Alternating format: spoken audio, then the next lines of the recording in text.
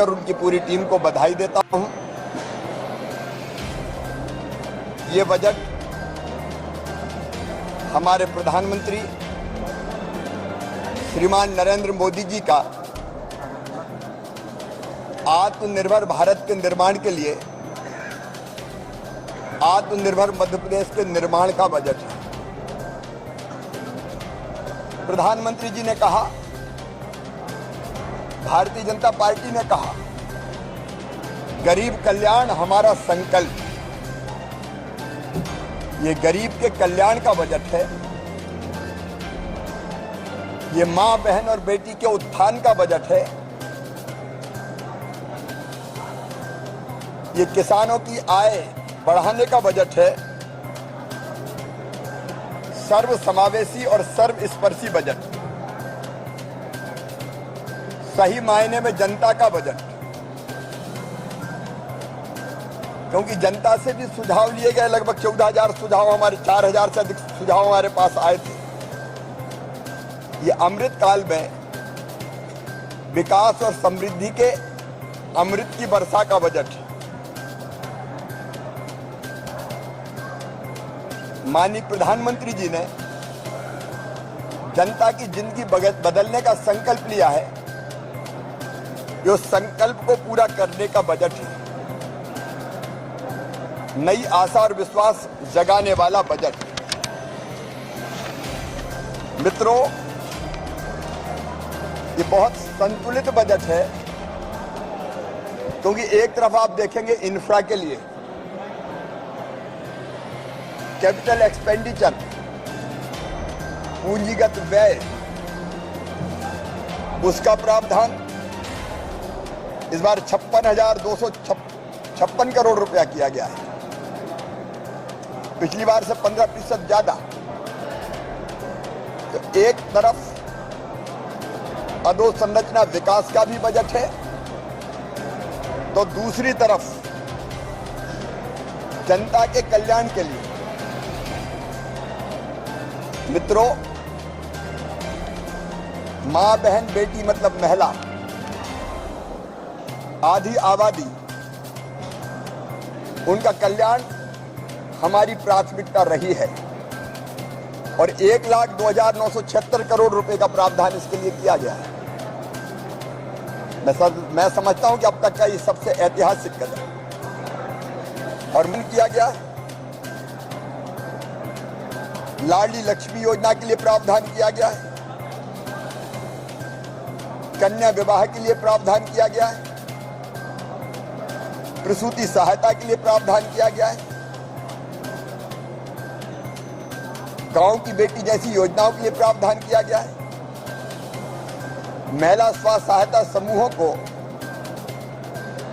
Bank से ऋण मिल जाए, क्रेडिट लिंक मिले, उसका ब्याज भरने के लिए प्रावधान किया गया है। तो कुल मिला के 1,02,976 करोड़ रुपया महिला कल्याण पर खर्च किए जाएंगे। ये अभूतपूर्व है। मैं एक और बधाई देना चाहता हूं इस बात के लिए कि मुख्यमंत्री कौशल अप्रेंटिसशिप योजना, ये अपने आप में अभूतपूर्व है। 1,000 करोड़ रुपए का इसमें प्रावधान किया गया है। 1 लाख युवाओं को इसका लाभ मिलेगा। इस बार एक नई योजना, मुख्यमंत्री बालिका स्कूटी योजना,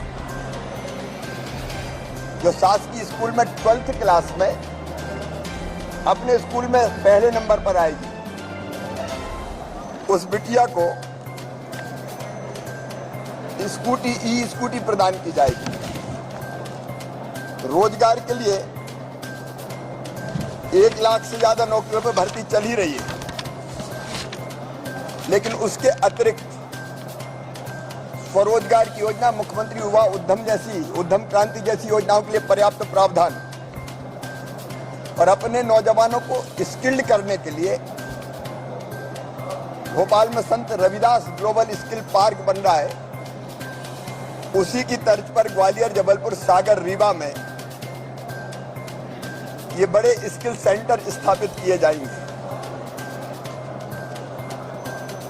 किसानों के लिए, कृषि के लिए, खेती के लिए लगभग 53,964 करोड़ रुपए का प्रावधान इस बजट में किया गया है। विशेष रूप से वो किसान जो ऋण माफी के झूठे वादे के चक्कर में डिफाल्टर हो गए थे और उनको 0% ब्याज पर कर्ज मिलना बंद हो गया था, हमने तय किया है कि हम ये जो कर्ज है, कर्ज का जो ब्याज है सहकारी समितियों का, वो सरकार भरेगी ताकि 0% ब्याज पर फिर किसान को कर्जा मिल सके। उसके लिए 2,500 करोड़ रुपए का प्रावधान इस बजट में किया गया है। प्रधानमंत्री जी 6,000 रुपया देते हैं, हम 4,000 रुपया देते हैं। हमारा जो 4,000 रुपए की मुख्यमंत्री किसान कल्याण योजना है उसके लिए 3,200 करोड़ रुपए का प्रावधान, 0% ब्याज पे कर्जा देने के लिए बजट में अलग प्रावधान। अरविंद जी बैठे हैं, सहकारी बैंकों को हम देते हैं। फसल बीमा योजना के लिए 2,000 करोड़ रुपया, बिजली बिलों पर सब्सिडी के लिए 13,000 करोड़ रुपया और भी अन्य कई योजनाएं किसानों के लिए पर्याप्त प्रावधान किया गया है। इससे खेती को लाभ का धंधा बनाने में और मदद मिलेगी। समाज के अनुसूचित जाति और जनजाति कमजोर वर्ग के लोगों को देखें तो जनजाति कल्याण के लिए 36,950 करोड़ रुपया, जो पिछले साल से 37% अधिक है, जिसमें सिकल सेल मिशन के लिए भी प्रावधान किया गया है 50 करोड़ रुपए का और अनुसूचित जनजाति के लिए भी 26,087 करोड़ रुपए का प्रावधान किया गया है। पिछड़ा वर्ग के लिए, घुमंतु विमुक्त अर्धघुमंतु समुदाय के लिए बजट में विशेष रूप से प्रावधान किया गया है। शिक्षा पर 38,375 करोड़ रुपए, जो पिछले साल से 5,532 करोड़ रुपया अलग है, अधिक है। और दो विशेष चीजें, सीएम राइज स्कूल के लिए भी प्रावधान ताकि उच्च गुणवत्ता वाली शिक्षा हम अपने विद्यार्थियों को दे सकें। और पीएम श्री योजना के अंतर्गत पीएम साहब जो पीएम श्री स्कूल बनाने वाले हैं उस पर स्टेट का शेयर भी हमने दिया है, उसके लिए भी 277 करोड़ रुपए का प्रावधान किया है। इससे शिक्षा की गुणवत्ता सुधरेगी। मित्रों, हमारे खिलाड़ी खेल के मैदान में बहुत बेहतर प्रदर्शन कर रहे हैं। खेलो इंडिया यूथ गेम्स के में हमने देखा हमारे ओवरऑल मध्य प्रदेश कभी 8वें 10वें नंबर पर हुआ करता था, अब तीसरे नंबर पे आ गया है। मतलब खेल का बजट 3 गुना ज्यादा इस बार बढ़ाया गया है। 738 करोड़ रुपए का प्रावधान। हेल्थ के लिए अगर आप देखेंगे, स्वास्थ्य के क्षेत्र में और बेहतर सुविधाओं के लिए तो 16,055 करोड़ रुपए का प्रावधान। उनमें से आयुष्मान भारत के लिए 953 करोड़ रुपया और नए मेडिकल कॉलेजों के भवन के निर्माण के लिए भी पर्याप्त राशि दी गई है। चाहे सिंचाई हो और चाहे सड़कें हो, सड़कों के लिए 10,182 करोड़ रुपया, जिनमें पुलों का निर्माण और संधारण भी शामिल है। सिंचाई जो बढ़ा के हमको 65 लाख हेक्टेयर तक ले जानी है, उसके लिए 11,049 करोड़ रुपया और बिजली के इंफ्रा को ठीक करने के लिए 18,302 करोड़ रुपए का प्रावधान किया गया है। गांव का विकास हो, ग्रामोदय हो या नगरोदय हो, दोनों के लिए पर्याप्त प्रावधान किया गया है। 24,443 करोड़ रुपए तो है ग्रामीण विकास के लिए और उसके साथ प्रधानमंत्री आवास के लिए हर गरीब को पक्की छत मुहैया कराना है। ये फिर 8,000 करोड़ रुपए का प्रावधान ताकि गरीबों के घर का सपना पूरा हो, उसको हमने किया है। नगरों के लिए भी 14,882 करोड़ रुपए का ऐतिहासिक प्रावधान किया गया है। ग्रामीण अधोसंरचना के लिए 3,083 करोड़ रुपया, ये 15वें वित्त आयोग का भी है और मनरेगा का 3,500 करोड़ रुपया भी है। मित्रों, एक और अभिनव पहल, सोशल इम्पैक्ट बॉन्ड हमने जारी करने का फैसला किया है।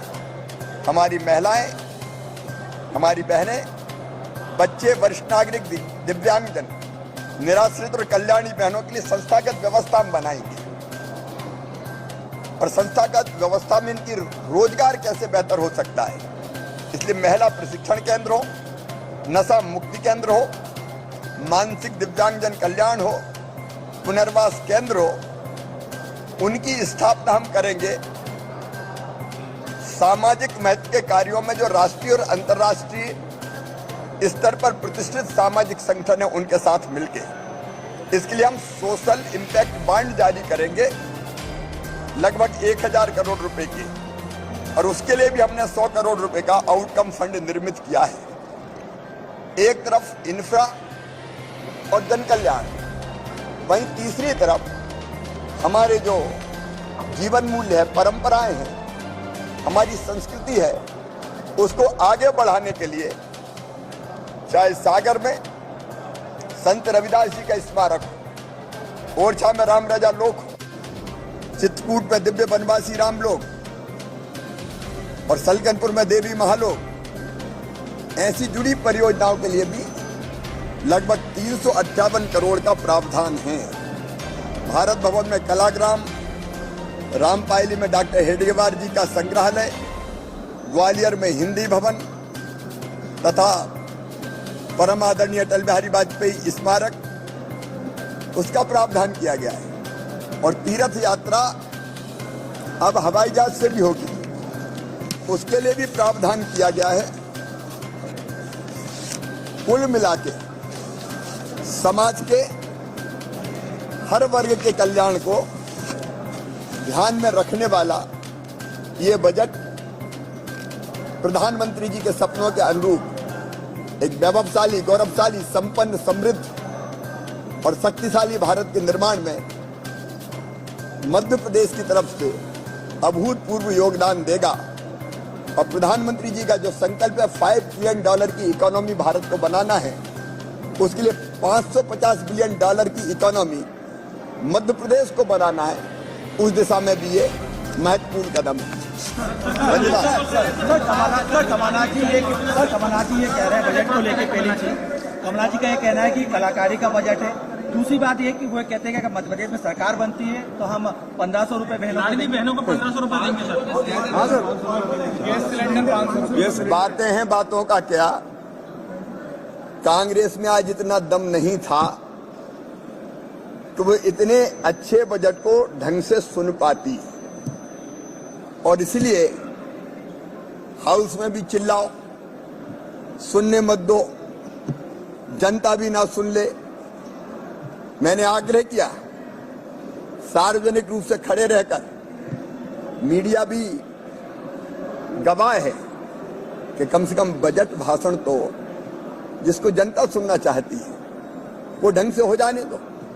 लोकतंत्र की परंपरा है, आप अपना जब बजट पर चर्चा होती जो कहना होता कहते, लेकिन ना कोई अनुशासन है, ना लोकतांत्रिक मूल्यों में विश्वास, केवल झूठ झूठ और झूठ परोसना। तो झूठ की दुकान हो गई है कांग्रेस।